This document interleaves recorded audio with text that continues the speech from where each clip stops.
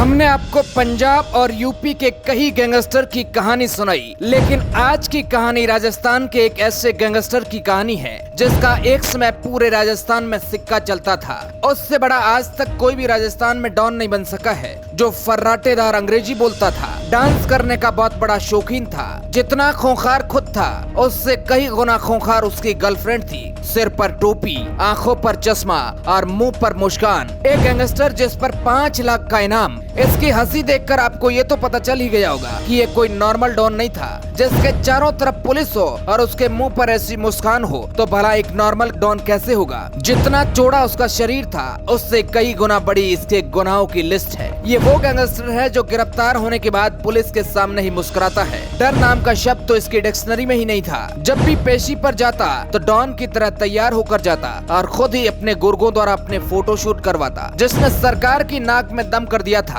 दुश्मनी ऐसी कि इसे मारने के लिए बदमाश जेल में घुस गए, लेकिन गोली लगने के बाद भी बच गया। मरने के बाद भी आज भी अनंतपाल सिंह को लोग दादा अनंतपाल सिंह बोलते हैं, जिससे लोग गरीबों का मसीहा मानते हैं। एनकाउंटर के बाद अनंतपाल सिंह लोगों के बीच रॉबिन हुड बन गया, जिसके मरने के 2 महीनों बाद तक भी ये न्यूज टीवी से नहीं हट पाई। उस समय लोग सरकार के विरुद्ध क्यों हो गए थे। ये हिंदुस्तान का पहला ऐसा गैंगस्टर था जिसके मरने के बाद उसके शोक में 2 लाख से ज्यादा लोग पहुंचे थे, जिसकी बॉडी 20 दिन तक डीप फ्रीज में पड़ी रही। पुलिस से लेकर किसी भी अधिकारी की इतनी हिम्मत नहीं हो सकी कि कोई उसे छू ले। आखिर गुनाहों के दलदल में इसका नाम कितना बड़ा था। कौन था अनंतपाल सिंह और कितनी बड़ी थी इनकी क्रिमिनल हिस्ट्री। आज भी अनंतपाल सिंह को लोग सपोर्ट क्यों करते हैं। अनंतपाल सिंह राजस्थान के नागौर जिले के लाडनू तहसील के एक छोटे से गांव सामरात का रहने वाला था। अनंतपाल अच्छा पढ़ा लिखा था। एक बार तो उसे यूपीएससी करने का भी शौक चढ़ा था। फिर बाद में उसने टीचर बनने के लिए बीएड की ट्रेनिंग भी ली थी, लेकिन उसकी सीधी सादी दुनिया में कुछ ऐसा हुआ कि सब कुछ पलट कर रख दिया गया। वह शिक्षक बनने की बजाय जुर्म की दुनिया में आ गया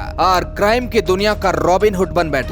इसकी शुरुआत होती है एक शादी से, जब हर आदमी की तरह अनंतपाल भी अपनी शादी के वक्त घोड़ी पर चढ़ना चाहते थे, लेकिन इस बात से कथित असली राजपूत समाज के लोगों को दिक्कत थी। और उनका कहना था कि रावणा जाति का लड़का घोड़ी पर कैसे चढ़ सकता है। हालांकि ये जाति तो राजपूत ही थी, लेकिन कथित असली राजपूत लोगों का कहना था कि ये राजपूत में नीची जाति है। इस वजह से मामला बिगड़ गया, लेकिन अनंतपाल इस मामले को शांति से सुलझाना चाहते थे। शादी में कोई बवाल नहीं चाहते थे। इसलिए अनंतपाल का एक दोस्त जीवन राम गोदारा को बुलाया, जो उस समय छात्र संघ का लीडर था। अनंतपाल के इस दोस्त ने इस पूरे मसले को शांत कर दिया और शांतिपूर्ण शादी हो गई। लेकिन इस बात से कहीं न कहीं अनंतपाल को यह पता चल गया था कि नौकरी से ज्यादा इज्जत लीडरशिप में है। इसलिए अनंतपाल भी चुनाव लड़ना चाहता था। इसलिए पहली बार अनंतपाल ने पंचायत समिति का चुनाव लड़ा और जीत गया। इसके बाद पंचायत समिति के प्रधान का चुनाव होना था। अनंतपाल सिंह ने निर्दलीय प्रत्याशी के तौर पर पर्चा भर दिया। उनके सामने था कांग्रेस के कद्दावर नेता हरजीराम बुरड़ का बेटा जगन्नाथ बुरड़। ये चुनाव अनंतपाल महज 2 वोटों के अंतर से हार गया, लेकिन इस चुनाव के दौरान उनकी कुछ लोगों से काफी ज्यादा कहासुनी हो गई। बात इतनी आगे बढ़ गई कि अनंतपाल सिंह का माथा ठनक गया और वो अपनी जिंदगी नॉर्मल पटरी से नीचे उतर आए। जिसके बाद अनंतपाल ने एक अलग ही नया रास्ता पकड़ लिया।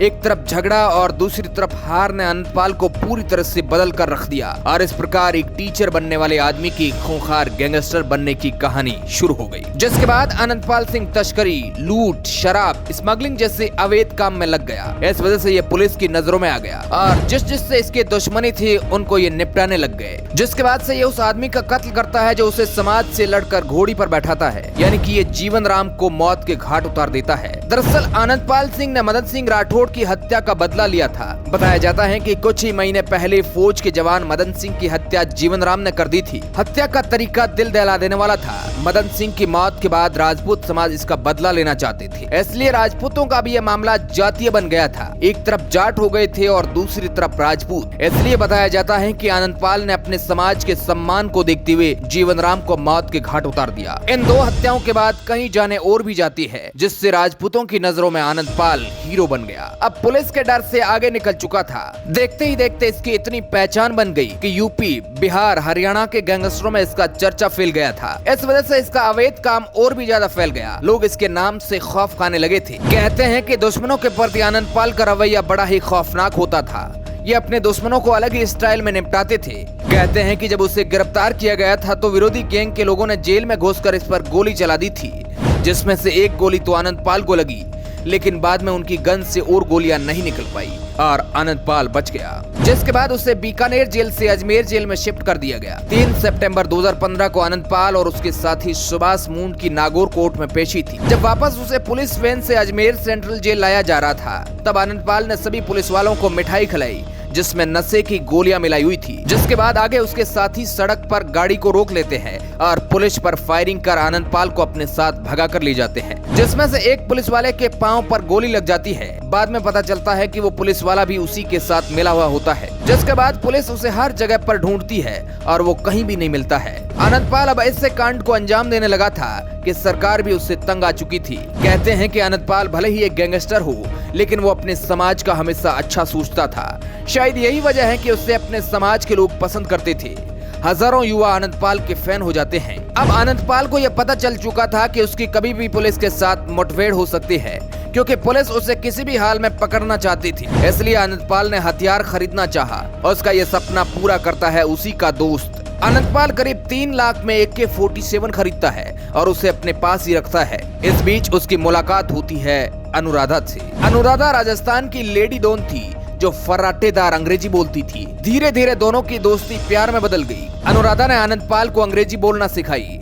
इनकी जोड़ी ने पूरे राजस्थान में धाक जमा दी थी। लोग इसके नाम पर करोड़ों की रंगदारी देने लगे। अब तक आनंदपाल का नाम कोने कोने में फैल चुका था। पुलिस हर जगह उससे ढूंढ रही थी। आनंदपाल को डर था कि अब उसका एनकाउंटर हो सकता है, इसलिए वो अब एक ऐसी जगह पर छुप रहा था जहां उसे कोई भी नहीं ढूंढ सके। तभी पुलिस को एक खुफिया खबर मिलती है कि आनंदपाल का एक भाई रूपेश और उसी की एक गैंग का साथी देवेंद्र दोनों हरियाणा के सिरसा में है। पुलिस की टीम हाथों हाथ निकल जाती है, उन्हें हिरासत में ले लेती है। पुलिस उन दोनों को डराती है और उनसे आनंदपाल का पता पूछती है। कहा जाता है कि उनमें से एक आदमी डर जाता है और आनंदपाल का एड्रेस बता देता है। समय था 24 जून का साल 2017। अमावस की उस काली रात में करीब 10 बज रहे होंगे। राजस्थान के शेखावाटी के चूरू के मालाशर गाँव में कुछ लोग सोने की तैयारी में थे तो कुछ लोग नींद के आगोश में जा चुके थे। सब कुछ सही चल रहा था, तभी अचानक पूरे गांव में गोलियों की ताबड़तोड़ आवाज से गूंज उठता है। नींद में सो रहे लोग अचानक हड़बड़ाकर उठे। बाहर देखते हैं तो चारों तरफ पुलिस और एसओजी की गाड़ियों का काफिला था। एसओजी और पुलिस ने एक मकान को निशाने पर ले रखा था। दोनों ओर से जबरदस्त फायरिंग हो रही थी। वो मकान श्रवण सिंह का था, जिसमें उस समय आनंदपाल ने अपने साथियों के साथ शरण ली हुई थी। एसओजी टीम के आईजी दिनेश एमएन के दिशा निर्देशन में आनंदपाल को सरेंडर करने के लिए कहा, लेकिन जवाब में उसकी तरफ से फायरिंग शुरू हो गई। जवाबी फायरिंग में रतनगढ़ तहसील के मालाशर गांव में आनंदपाल का एनकाउंटर हो गया। हालांकि आज भी उस एनकाउंटर पर सवाल उठाए जाते हैं कि वह फर्जी एनकाउंटर था। अब आनंदपाल इस दुनिया को छोड़कर चला गया था और जब तक आनंदपाल जिंदा था तब तक तो वह पुलिस के नाक में उन्होंने दम कर रखा था, लेकिन मरने के बाद उससे कई गुना ज्यादा पुलिस को दिक्कत का सामना करना पड़ा, क्योंकि लोगों का कहना था कि आनंदपाल सरेंडर करना चाहता था, पुलिस के सामने आत्मसमर्पण कर देता, लेकिन उसे जबरदस्ती मार दिया गया। पूरा राजपूत समाज सरकार के विरुद्ध हो गया था। दूसरे ही दिन हजारों लोग सड़कों पर आ गए। अस्पताल के सामने 50,000 से भी ज्यादा लोग इकट्ठा हो गए। ये भीड़ केवल 1-2 दिन के लिए नहीं हुई थी, बल्कि 20 दिनों तक इतने ही लोग प्रदर्शन कर रहे थे। सरकार के खिलाफ विरोध इतना बढ़ गया कि लोग सड़कों पर गाड़ियां जलाने लग गए। आनंदपाल के घर वालों ने उसके शरीर को 20 दिनों तक डीप फ्रीज में रखा। पुलिस से लेकर किसी भी अधिकारी की हिम्मत नहीं थी कि वो उसे छू ले। उस समय राजस्थान की सीएम वसुंधरा राजे सिंधिया थी। उन्होंने ऑर्डर दिया कि किसी भी हाल में यह मामला शांत हो जाना चाहिए। सरकार ने राजपूत समाज से बात की, लेकिन कोई भी मानने को तैयार नहीं था, जिसके बाद तमाम राजपूत समाज की एक बैठक बुलाई गई, जिसमें कई डॉक्टर्स और कई अधिकारी थे। उस समय उस बैठक में करीब 2 लाख से ज्यादा लोग शामिल हुए थे। मतलब एक गैंगस्टर के लिए लोगों में कितना सम्मान है। सरकार को पता चल गया था कि जब तक आनंदपाल के शव को नहीं जलाया जाएगा तब तक यह मामला शांत नहीं होगा। इंटरनेट बंद कर दिया गया था और पुलिस ने उनके भाई और बेटे को बुलाकर अपनी निगरानी में उनका अंतिम संस्कार करवा दिया। और जब लोगों को इस बात का पता चला कि पुलिस ने जबरदस्ती उनका अंतिम संस्कार करवा दिया है तो उनका गुस्सा और भी ज्यादा भड़क गया। लेकिन धीरे धीरे यह मामला शांत हुआ। सरकार को यह पता था कि राजपूत समाज द्वारा उन्हें सबसे ज्यादा वोट मिलता है। ऐसे में उन्हें पता था कि लोगों का गुस्सा उन्हें चुनाव में काफी मुसीबत पैदा कर सकता है, बल्कि उन्हें इससे भारी अंजाम भुगतना पड़ सकता है। जिसके बाद भी कुछ ऐसा ही हुआ। राजस्थान में अगले साल वसुंधरा की सरकार नहीं बन पाई। हालांकि उसके कई सारे कारण रहे होंगे, लेकिन एक गैंगस्टर के प्रति लोगों का इतना प्यार देखकर आपको क्या लगता है? हमारी आज की ये रिपोर्ट आपको कैसी लगी? अगर कहानी अच्छी लगी है तो इस वीडियो को आप शेयर जरूर कर दीजिए। Bureau report, R media network.